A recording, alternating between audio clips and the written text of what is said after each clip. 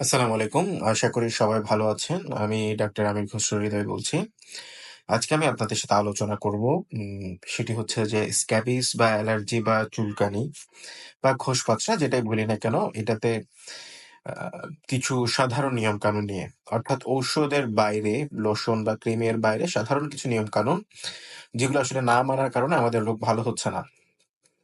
আমি আমার প্রায় প্রতিদিনের প্র্যাকটিসে এট লিস্ট আ বলতে পারি যে প্রায় ২০ থেকে ৩০ টা করে রোগী পাচ্ছি। যাদের আসলে ভালো হচ্ছে না।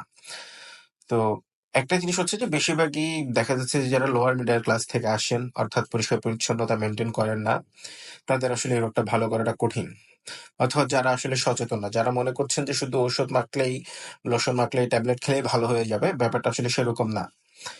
তো আমি এখন যে নিয়মটা আসলে আপনাদেরকে বলতে চাচ্ছি সেটি হচ্ছে যে আপনি লোশন মাখার আগে আপনাকে আপনার রেজিস্টার্ড চিকিৎসক, রেজিস্টার্ড এমবিবিএস চিকিৎসক তিনি যে লোশনটি প্রেসক্রাইব করবেন, সেটি মাখার আগে আপনাকে কাপড় ধৌত করার একটা প্ল্যান করতে হবে। প্ল্যানটি হচ্ছে এরকম, আপনি যে কাপড়গুলো রেগুলার ব্যবহার করেন, অর্থাৎ আপনার দৈনন্দিন ব্যবহার্য পোশাক, একটা সিম্পল হচ্ছে আন্ডারওয়্যার থেকে শুরু করে আপনার ইনারওয়্যার, হ্যাঁ? একটা স্যান্ডো গেঞ্জি বা এই ধরনের জিনিস, এগুলো এবং হচ্ছে আপনার বিছানার বেডশিট, বালিশের কাভার, কাঁথা, কম্বল এগুলোর মধ্যে যেগুলো ধৌতযোগ্য অর্থাৎ যেগুলো আপনি ধুইতে পারবেন, সেগুলো আপনাকে ২ ভাগ করতে হবে। ১ ভাগ কাপড় আপনি ১ম দিন গরম পানিতে পর্যাপ্ত পরিমাণে কাপড় ধোয়ার পাউডার দিয়ে ০.৫ ঘন্টা থেকে ৪৫ মিনিট ভিজিয়ে রাখবেন। এরপর সেগুলো ভালোভাবে ধুবেন।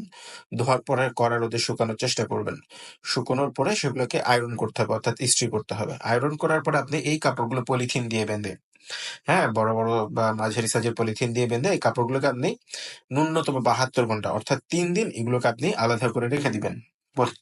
পলিথিন বেঁধে রেখে দিবেন।